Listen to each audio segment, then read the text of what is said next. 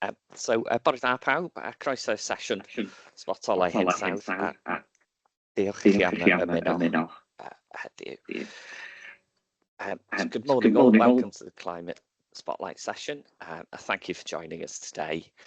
So the first thing to mention, today's session is being recorded, so just to make you aware of the privacy policy that's included in the meeting invite. For anyone joining us for the first time today, so our Spotlight sessions are bite-sized 45-minute sessions where we focus on a particular topic with a guest speaker, and then we have a Q&A at the end as well, so please do get involved in that. So this series is facilitated by the WLGA. We have a climate change support programme which is funded by Welsh Government, and our programme aims to support Welsh councils in preparing for a net zero public sector by 2030. So really looking forward to today's session. So the topic is Britain Talks Climate and Nature with Climate Outreach. I'm delighted to welcome today, this morning, is our guest speaker, Hayden Banks, who is the Advocacy Manager at Climate Outreach. So really looking forward to hearing from him. And yeah, as I mentioned, we've got a 45-minute session. We've got time for the Q&A at the end. You can do that by getting involved in the meeting chat or raising your hand at the end of Hayden's presentation as well. So yeah, that's it. I think that's everything I needed to cover really. So I can hand over to Hayden now. Thank you. Thank you, Derry. I'm just going to share my screen now. Hopefully everyone can see this, but let me know if you can't. Yeah, it's great to be here at this session. So my name's Hayden Banks, and I work for Climate Outreach. So for those of you who don't know, Climate Outreach is a non-governmental organisation, and we're really concerned with understanding public attitudes on climate and the environment and what the British public think and feel about climate change. And then we use those insights and that original research to provide recommendations to civil society, government, on a cross-party basis as well, working with all political parties to improve their communications and their engagement on climate change, because we believe that the communications and how we tell stories and speak about climate change is just as, if not more important than the policy for bringing people with us and securing change. So I'm going to talk to you today about our latest piece of research, which is called Britain Talks Climate and Nature, that we released last autumn. And I'm also going to talk you through some of the recommendations that we have following from that on kind of communications and how we can reach people of different backgrounds and values, and some examples of where this has been put into practice as well. So what is the research about? So at Climate Outreach, we've run this research every year for the past 5 years. We've updated it quite significantly on this iteration, which we released at the end of last year, because it's based on More in Common, their segmentation of British society. So I'll talk through that in a moment, but I would encourage people to look at the report, which is called Shattered Britain from More in Common, and that sets out a values-based segmentation. So it's 7 different values in British society. So it's not a political or party political segmentation. It's more about people's worldviews, people's beliefs. So this research is really based on that segmentation, in that we surveyed just over 7,000 people and ran focus groups with individuals drawn out of those different segments of society to really get a good understanding of across society what different people are thinking and feeling. And then this research really helps us to understand how we can communicate with and reach people better based on their values and their backgrounds. And you can find all of the research on our website, climateoutreach.org, but I'll share the slides afterwards as well. So just touching on, before we get into the findings, I want to touch on the segmentation that you can see on the screen here.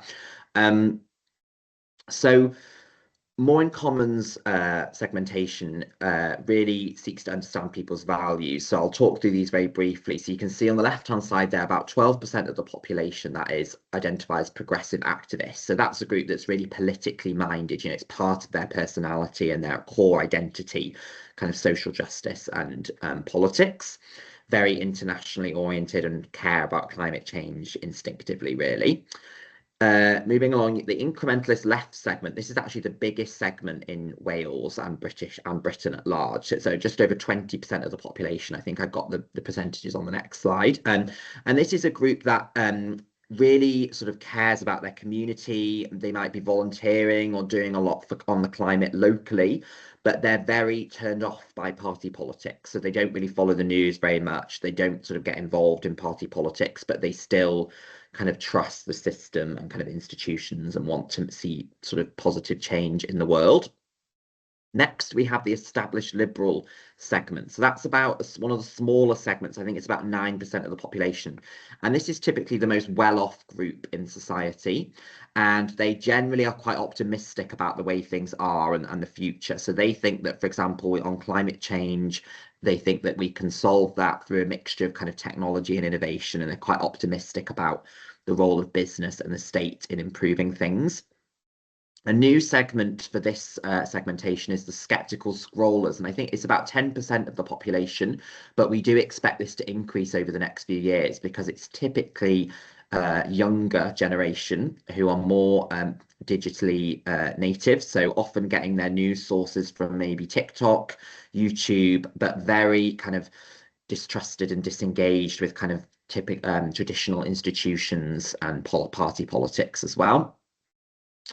Moving along, then we have the rooted patriot segment, and then again, this is quite a significant segment, about 20% of the population, and this is typically aligned with red wall voters. So, for example, in the Welsh Valleys, in the north of England, typically might have worked in kind of former industrial areas as well, and they're very patriotic. They care about the future and they care about their community. But at the moment, they feel quite overlooked, or they feel like that the system isn't perhaps working for them at the moment. And then finally, the final two segments, perhaps the more what we'd call kind of less progressive segments, I guess, traditional conservatives. These are quite a small portion of the population now, only about 8% of the population. But typically, this segment is really kind of respects tradition and kind of authority, strong kind of connection to nature and their local environment, but they're very concerned about kind of the policies that the government are implementing to tackle climate change. They're worried that it's encroaching on their lives. They're very concerned about rapid kind of the pace of change that's happening. And then finally, another new segment that this research draws on is the dissenting disruptor segment, about 20% of the population now as well. And this is the least trusting segment of in society of our politics and our media, very disillusioned with kind of Westminster and kind of decision making, and feel like they're being very overlooked. And typically, this group is the group that we think are leaning more towards voting reform, although, as I mentioned, they're not strictly kind of party political alignment. So there is some kind of fluidity there as well. So you can see here, I've just mapped out how the segments are represented across sort of Britain and Wales. So you can see not too much difference in Wales. It's still your incrementalist left segment, so that kind of quite social justice oriented, community oriented segment that represents the most, the highest proportion in society, followed by the dissenting disruptor segment, so that segment that's really distrusting and wants to kind of overhaul the system. And then the third highest is that rooted patriot, the kind of blue collar worker, you know, often found in former kind of post-industrial areas. So not too much difference between Wales and the rest of Britain, but hopefully that gives you a bit of an insight into how the segments are represented. So moving on to the research then, and what we found. So from our extensive surveys and focus group, we've got three key findings. So the first is that we really are a nation of nature lovers, and we want to protect our environment. That came through really strongly, people's concern for their local environment and nature and wildlife. However, perhaps unsurprisingly, we're at an all-time low in terms of people's trust and faith in kind of decision-making, politics and government at the moment, and that's really having implications for climate action and support for climate policies. And we think, the final finding, we think from this research that at the moment climate action does have a bit of an image problem, and we think it's not really widening its appeal to all of those segments in society, but we do think that's fixable if we act on some of the recommendations. So to take you through each of these in turn. So around the first finding on our love of nature. So and our sort of concern for the environment. So it's really important to underscore that we are not in an era now of climate denialism. We're not in an era where people don't believe in the climate science or they're becoming more skeptical. And you might be forgiven for thinking that we are, if you kind of look at the headlines, perhaps often, in the press and on our political discourse. But actually, when we surveyed people, only about 4% of people said that they're not worried about climate change because they don't think it's real. So tiny proportion of the population who think that. And actually about 74% of us think it's important. But there is that perception gap. So if we ask people, what proportion of people do you think are concerned, and the people estimate only about 44% of other people care. So there's still this sense that, we actually underestimate how many people care, and we still think it's perhaps just a minority when it's in fact a lot higher.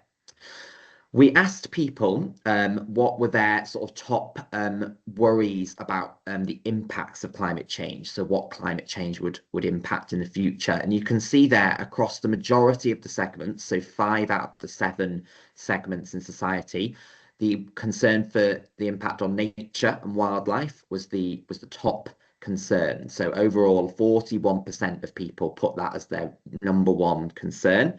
Followed fairly closely then by sort of more impacts around flooding and kind of extreme weather as well.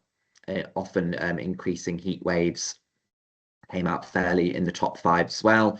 And then thirdly, across all segments, the kind of concern for the future was the 3rd most selected outcome.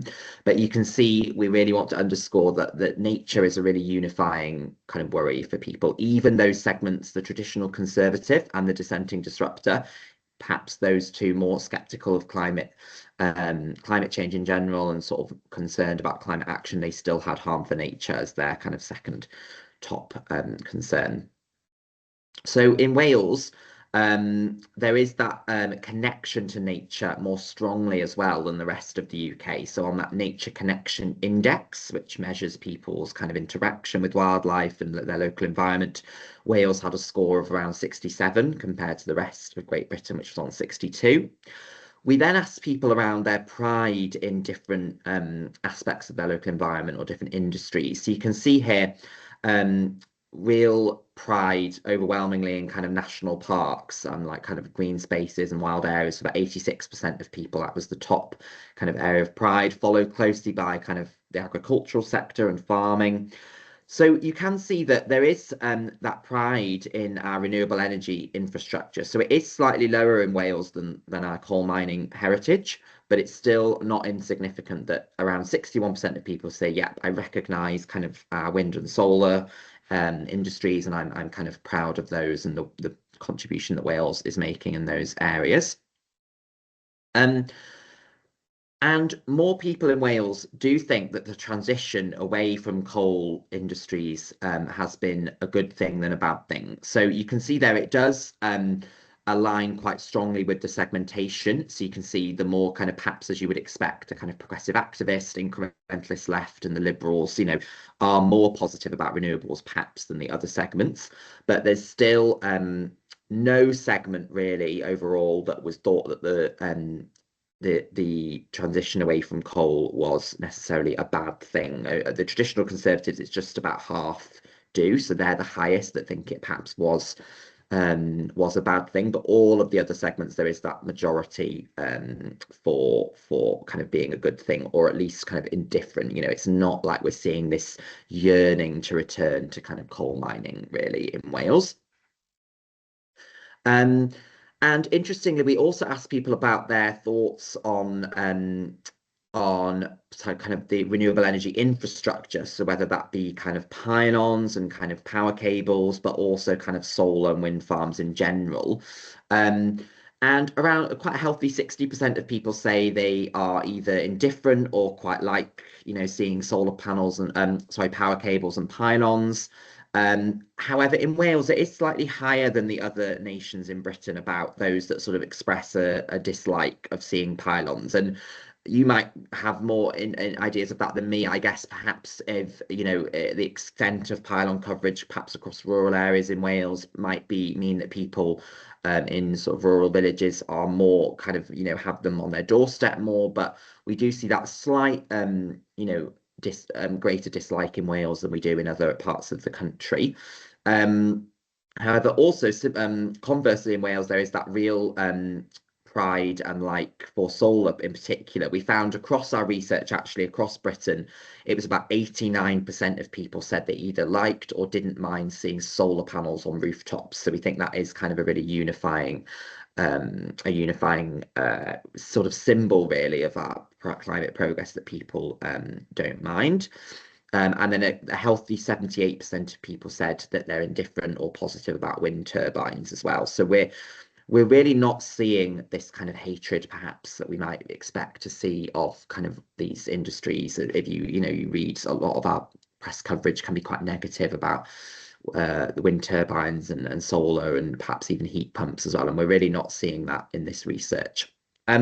However, so we have that quite optimistic, positive framing that people care about climate change and want to see progress. But we do think that trust in society at the moment is at an all-time low, and that was one of the key findings that came through. So we have this real disconnect between people's concern for their local nature and their local wildlife and the climate, and their lack of support for net zero and climate policies. So that gap is widening now, and it's quite a dangerous moment. So we asked people about their thoughts and feelings about the future and the kind of what future their children would inherit. And the top kind of answers that people chose were around feelings of worry, uncertainty, and kind of frustration. And really what came out strongly through the focus groups that we ran as well is people thinking that net zero just isn't really working for them, and it's not really in their interests. It's something that government or big business are sort of almost conspiring against. And I think there is this kind of conspiratorial sentiment across quite a lot of society at the moment, that people making these decisions on all areas of policy, but including net zero, are just don't really understand the lives of ordinary people, and it's not working in their interest.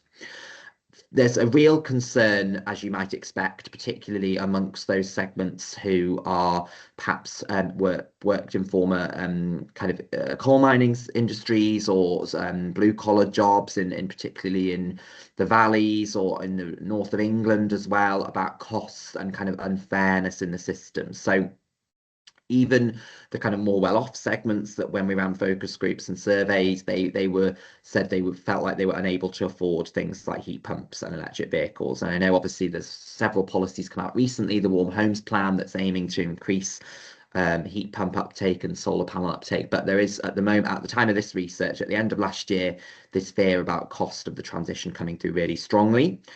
There's also real distrust in local decision making. So you can see there, almost half of people that we surveyed said that they think that local kind of consultations on renewable energy projects or activities to gain people's views had already made up their minds, and they were kind of just a tick box exercise. So there's that real lack of trust in the kind of processes that are happening at the moment. And we think that just speaks to our need to engage people in a much deeper way, perhaps not just sending consultations or emails, but really meeting people where they are, finding novel and innovative ways to engage with people on these issues.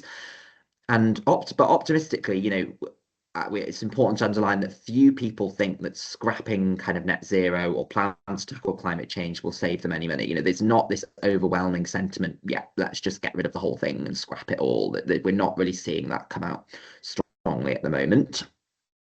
And you can see here we ask people about fairness and how policies at the moment that have been implemented, whether that be on heat pump uptake, electric vehicles, low traffic neighbourhoods, and all of these things, whether they were fair to people. And you can see there that there are still a higher proportion of people who think that the current trajectory of policies is fair to them than unfair, but a really significant proportion, almost half really of people are just quite uncertain and not sure at the moment whether the policies are fair or not. And it perhaps speaks to people's maybe even people's kind of disengagement with the political decision making, and just they just didn't really feel like they had strong views either way. So that communications really needs to come out more strongly about what we're doing and what government are doing to reach people and make these clean energy technologies accessible and fair and affordable for people. And then the final finding that we have is around climate action in general having a bit of an image problem, and this being a barrier to bringing more people with us on this collective endeavour. So at the moment at Climate Outreach, we believe that when we think about climate change and people's attitude, we ask them about kind of what do you think of when you think of kind of climate change and the way it's being tackled, and they often associate it either with net zero, that quite politically charged framing and term that doesn't mean a lot to people, or they thought of it as just the preserve of kind of activist group. They instinctively just thought of, your local Just Stop Oil group or Friends of the Earth kind of local nature group, which, not to disparage those groups at all, but we just think that if we want this to become something that everyone is part of, and that this is, bringing people with us, we need to break free of those quite polarizing kind of framings and associations that people have at the moment, because we risk alienating people if we don't. So you can see here, we asked people about messengers and who they trusted, and typically people are twice as less likely to trust people if they're identified as being part of an activist or a protest group. So there's just that kind of general skepticism of that. We see across all of our kind of work really that statistics and facts and science and data just doesn't motivate people. It doesn't inspire them to take action, and it actually puts them off. And there's a general trend that people are becoming increasingly distrustful of kind of data and statistics at the moment as well. However, and I'll come on to this at the end when I have a couple of the recommendations, there are ways to win people's trust, and we think showing that three factors or three qualities that can improve that are around credibility, passion, and empathy as the key kind of drivers that make people trust the messenger more. And I'll come on to those at the end as well. About 30% of people that we surveyed, so it can actually be higher in other surveys you might see, but from our survey and focus groups, about 30% of people aren't clear what net zero means. So you've got a significant proportion of the population there who just basically couldn't answer when they were asked what does it mean. And I would hesitate to say that the remaining proportion are still fairly unable to provide a kind of accurate depiction. So we think that the kind of prevalence of that framing is not doing us any favors, and we don't recommend scrapping the term in general or kind of trying to come up with another term, but actually, and I'll come on to this with the recommendations, it's really about communicating what net zero is for and what it's trying to achieve rather than the process, and it's more about the end result and the future that we're trying to create rather than the journey that we're going on. At Climate Outreach, we like to frame it as selling the brownie rather than the recipe. So most people don't care about the mechanics and the technicalities of how you get there. They just want to understand the future that we're trying to build and what the benefits of it are for them in their communities and for their lives. And at the moment, that's being lost in the debate. However, even despite this kind of concern, there is still a healthy proportion of more people who think that net zero will be good for the UK than bad. However, we're concerned that this and each iteration of the research that we've done, this figure is declining. So it's lower than in previous years, and it's declining steadily year on year. So that is just a concern for us as well. I think just importantly to underscore, sort of returning to the previous slides really as well, that when we remove kind of maybe net zero from the picture, or don't lead with that, when you just ask people right away about renewable energy and their thoughts on that, people are very positive. So like we said, only about 15% of people are very angry or annoyed about wind turbines, and even those voters who are perhaps leaning to parties that perhaps are not as pro climate action, about 74% of people still say that those voters still say we don't mind seeing wind turbines, or it's not a problem for us. And just underscoring there as well the kind of positivity around our move away from coal in Wales. and our real pride in solar on rooftops and kind of solar energy in particular. So just finally, before I close, I just want to talk about like some of the recommendations and kind of putting these into practice and some food for thought on this. So at Climate Outreach, we do a lot of sort of training and kind of we run workshops and guides for organisations and politicians and political parties kind of when they think about their communications. And over the years, we think that the climate story, as it's been told in the media or by politicians or by activist groups, has been one of kind of fatalism. It's been one of missed targets. It's been one of horrendous kind of imagery of wildfires and floods and devastation. And whilst we're not in the business of lying to people, and we're not at all suggesting that we downplay this or downplay the severity, our research tells us that in order to inspire people and motivate people to support climate action, they need to believe that there's progress to be made and that they need to believe that there is a kind of positive future to be built. So we just think that at the moment, the balance is tipped still too far on the side of the kind of fatalism, missed targets, kind of, doom and gloom. And that came through really strongly in the focus groups. People want to hear and understand the progress that we're making and the positive vision of a better future that we're trying to build. So I can just see here, historically, climate change perhaps been around science and data and emissions targets and all of these things that just are quite complex. They're quite removed from people's lives and they don't really motivate people. And we really need to centre the progress and the local activities and local people that are making change and really telling their stories. And we do a lot of that in partnership with other organisations at Climate Outreach as well. And you can see just here around, just as I've emphasised, kind of a story around where the damage is done, what's the point in even doing things. And we do hear this quite a lot in focus groups. People say things like, well, America on the trajectory that they are and China, building coal-fired power stations. What's the point of us doing anything? The damage is done. And we think we need to kind of almost flip that script and say, this is something that we all are part of, and that this is a kind of collective endeavour that we can all get involved in and do our bit in changing. And it's not something that's just being done to you by politicians that are far away. It's actually people in your local community. It's your local shopkeeper who's having solar panels put on his roof. It's your local neighbour who's organising, cleaning up their river, wherever it may be, just bringing that into human aspect into the story.